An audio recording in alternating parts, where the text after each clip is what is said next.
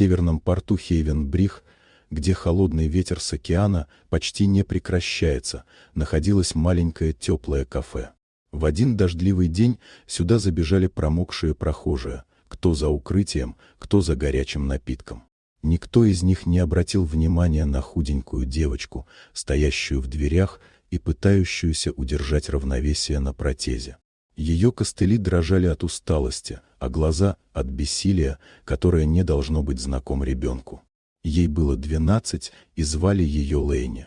Она прошла пешком слишком далеко, в жизни и в этот холодный день, и теперь просто искала место, чтобы присесть. Но когда она медленно двигалась между столиками, многие посетители делали вид, что не замечают ее, отворачивались, прикрывали свободные места сумками. Лэйни остановилась возле стола мужчины по имени Калеб Марлоу, отца-одиночки, который пришел в кафе с 2 детьми, тихой Джилл и задумчивым Ремом. Дети смотрели на Лэйни без страха, только с искренним интересом, и это было для нее ново.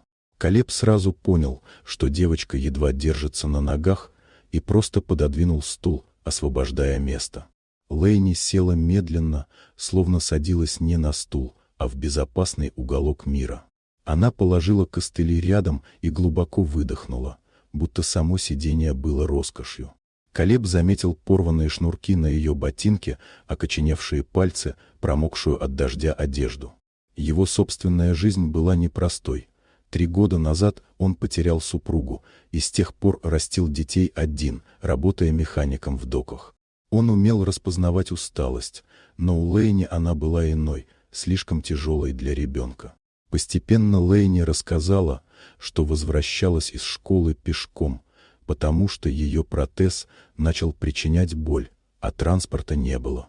Мать, Лена, работала в 2 смены в местной столовой, поэтому забрать ее не могла. Девочка призналась, что давно привыкла справляться сама.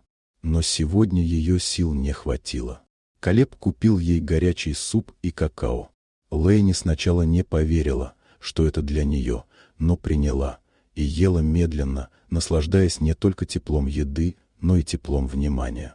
Дети Калеба разговорили ее, и вскоре Лэйни уже улыбалась так, будто впервые за долгое время чувствовала себя частью чьей-то компании.